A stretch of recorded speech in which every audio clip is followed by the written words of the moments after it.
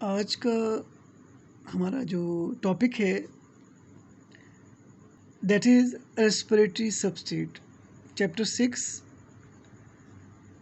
And about respiration.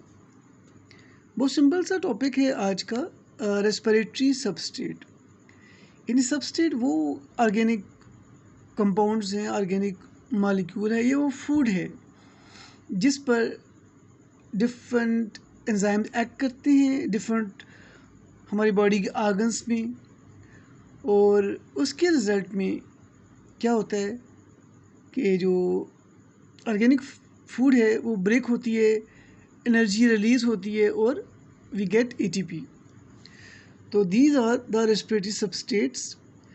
इस type की respiration को हम बोलते हैं cellular respiration. Okay, cellular respiration का मतलब है the respiration at cell level, यानी ये जो सारे ऑर्गेनिक मॉलिक्यूल्स हैं जब ये सिंपलेस्ट फॉर्म में सेल में एंटर होते हैं तो वहाँ पे बर्निंग ऑफ फूड होती है, उसके रिजल्ट में सेलुलर रेस्पिरेशन होती है, that is called cellular respiration. But हमारा टॉपिक है रेस्पिरेटरी सबस्ट्रेट, तो हम उस पर आते हैं।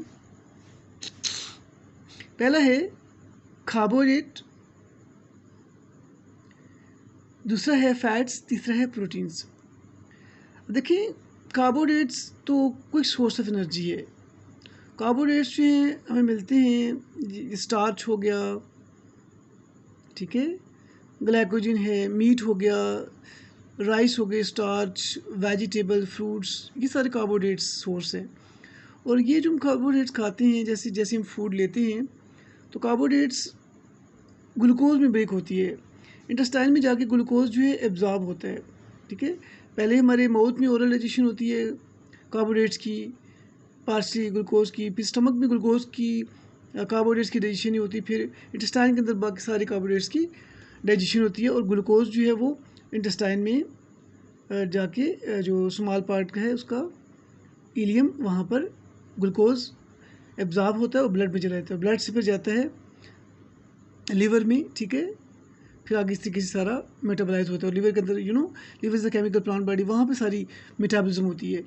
फैट्स की बात करेंगे तो फैट्स जैसे फैट्स ऑयल, कैस्टर ऑयल है, कैस्टर ऑयल इसका जो प्लांट है रिसिनस क्यूमिनस, इससे और भी ऑयल्स हैं जो फैट्स हम लेते हैं, ये भी फूड हमारे लिए ज़रूरी है। और ये जो है फैट्स, ये स्मॉल इंटेस्टाइन में एब्जॉर्ब होती है, और जब ये फैट्स फैटी एसिड और अल्कोहल में ब्रेक होती है तो ये फैट्स और अल्कोहल जो है ये एब्जॉर्ब होते हैं इंटेस्टाइन में, और फिर ये भी जाते हैं लीवर के अंदर, वहाँ पे सारा मेटाबॉलिज्म का प्रोसेस होगा। अब बात करते हैं प्रोटीन्स की। प्रोटीन्स भी हम लेते हैं, अब प्रोटीन्स में हमारा मीट आ गया, ठीक है, और इसके अलावा दालें हैं, पल्सेस हैं, ये सारी प्रोटीन है। प्रोटीन जो है ये सिंपलेस्ट फॉर्म में अमीनो एसिड्स में ब्रेक होती है, ये पहले स्टमक में डाइजेस्ट होती है, फिर स्मॉल इंटेस्टाइन में, और फिर स्मॉल इंटेस्टाइन से ये सारी चीज़ें ब्लड स्ट्रीम में चली जाती है, एब्जॉर्प्शन होती है, ठीक है। अच्छा, अब एक बात समझाता चलूँ आपको। ये जो है ये एनर्जी के लेवल पे सबसे ज़्यादा एनर्जी लिपिड्स देती है हमें, फिर प्रोटीन्स, फिर कार्बोहाइड्रेट्स। ओके, लिपिड्स सबसे ज़्यादा एनर्जी में देते हैं, फिर प्रोटीन्स, फिर कार्बोहाइड्रेट्स। जो क्विक सोर्स है वो कार्बोहाइड्रेट है। अगर कार्बोहाइड्रेट ना हो तो प्रोटीन्स भी एनर्जी मिलती है, और अगर प्रोटीन्स ना हो तो लिपिड्स भी एनर्जी मिलती है। अगर कार्बोहाइड्रेट्स वैसे क्विक सोर्स है, अगर कार्बोहाइड्रेट्स ना मिले तो फिर लिपिड्स और प्रोटीन जो है ये हमें एनर्जी देती है। और लिपिड्स जो हमारा जो फैट है स्टारवेशन में ये यूज़ होता है, और प्रोटीन भी स्टारवेशन में यूज़ होती है, राइट। अब हम बात करते हैं ये जो फिनोमेना देखिएगा, अब हम बात करते हैं, ये देखिएगा ये सारा रिवीजन ही हो जाएगा, ये ऑलरेडी हम डिस्कस कर चुके हैं। देखिएगा ग्लाइकोजन स्टार्च जो है ये ग्लूकोज में कन्वर्ट होती है, ग्लूकोज देखिए स्टेप बाई स्टेप ब्रेक होगा इनटू पायरुवेट, 2 मॉलिक्यूलर पायरुवेट, ये सारा ग्लाइकोलिसिस का प्रोसेस है, ठीक है।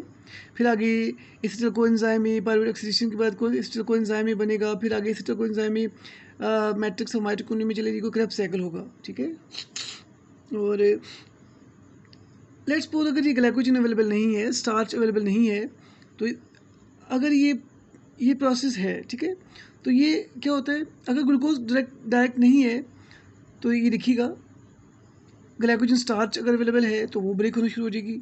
अगर ये चीज़ नहीं है तो देखिएगा फिर ये लिपिड्स अवेलेबल है, लिपिड्स जो है वो ग्लिसरॉल और फैटी एसिड में कन्वर्ट होगी। और ये जो अगर लेट्स सपोज यहाँ पर एसिटिल कोएंजाइम है, अगर कोई एसिटिल कोएंजाइम ज़्यादा बन गया है तो ये इसमें कन्वर्ट हो जाएगा, यानी ये कार्बोहाइड्रेट्स लिपिड में कन्वर्ट होते हैं। लिपिड जो है फैट्स, लिपिड जो है ये कार्बोहाइड्रेट्स में कन्वर्ट होते हैं। देखिएगा लिपिड्स इसमें कन्वर्ट हो रहे हैं, ग्लिसरॉल में, अल्कोहल में, एक ही बात है, और फैटी एसिड में। तो यानी आप समझ लें कि ये जो लिपिड्स है ये मेटाबॉलिक पाथ जो ग्लाइकोलाइसिस है वहाँ पार्टिसिपेट करेंगे, ठीक है। और यानी लिपिड्स की जो कंपोनेंट्स है वो ग्लाइकोलाइसिस में भी हिस्सा लेते हैं और क्रेब्स साइकिल में भी। ये देखिएगा एसिटिल कोएंजाइम ये जो है ये एंटर होगा इनटू क्रेब्स साइकिल, तो इसका मतलब है लिपिड से भी क्रेब्स साइकिल का प्रोसेस हो सकता है। अब यहाँ आ जाएं, प्रोटीन्स पे आ जाएं। प्रोटीन्स आपको पता है ये सारा जो बताया है, लिवर में जब अमाइनो एसिड जाएंगे तो लिवर में सारा इसका मेटाबॉलिज्म होगा, लिवर के अंदर डीअमाइनेशन होगी, ठीक है। और यहाँ पर डिपेंड करता है कि लॉन्ग चेन की अमाइनो एसिड होंगी तो वो आइदर एंटर इनटू ग्लाइकोलाइसिस और इनटू द क्रेब्स साइकिल। तो इसमें डिफरेंट टाइप की जो चेन बनती हैं अमाइनो एसिड्स की, वो ग्लाइकोलाइसिस में भी पार्टिसिपेट कर सकती हैं और क्रेब्स साइकिल में भी पार्टिसिपेट कर सकती हैं। तो यहाँ देख सकते हैं आप, ठीक है, ये जो अमाइनो एसिड्स हैं ये आप देखिए कन्वर्ट हो रहे हैं एसिटिल कोएंजाइम में। इस तरीके से आप इसको भी समझ सकते हैं। फिर एसिटिल, जब ये अमाइनो एसिड्स एसिटिल कोएंजाइम में कन्वर्ट होंगे तो डेफिनेटली आगे क्रेब्स साइकिल स्टार्ट हो जाएगा। और पर्पस सबका क्या है, ठीक है, सबका पर्पस है टू प्रोड्यूस एनर्जी एटीपी, ठीक है। अच्छा एक एग्जांपल आपको देता हूँ मैं, पीनट जैसे पीनट है, मूंगफली है, अरैकिस हाइपोजिया से कहा जाता है। जो पीनट है अरैकिस हाइपोजिया, इसमें ऑयल भी होता है, ये बहुत एनर्जी देती है, ऑयल भी होता है, प्रोटीन भी होता है, ठीक है, और थोड़ी बहुत स्टार्च भी डेफिनेटली होगी। तो इस तरीके से देखते हैं, जैसे ही हम पीनट लेते हैं तो हमें ज़्यादा एनर्जी मिलती है, उसमें तीनों कंपोनेंट्स होते हैं।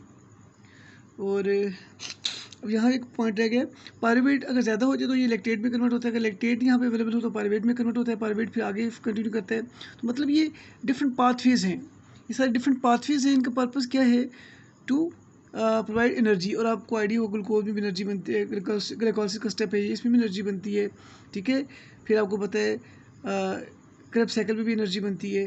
तो ये सारा प्रोसेस है, छोटा सा टॉपिक था ये, डेट इज़ रेस्पिरेटरी सबस्टेट, यानी ऑर्गेनिक कंपाउंड जो हैं वो ब्रेक होते हैं और इससे क्या मिलती है, एनर्जी। और यहाँ पे ऐसा कोई पॉइंट नहीं, इसमें छोटा सा टॉपिक था तो ये सारा समझा दिया। फिर एक और आपकी बुक के अंदर मेंशन होगा, ट्राइग्लिसराइड्स का मतलब वही है कि लिपिड से कन्वर्ट होते हैं ट्राइग्लिसराइड में, ट्राइग्लिसराइड भी फर्दर जो है वो ब्रेक होते हैं, ठीक है।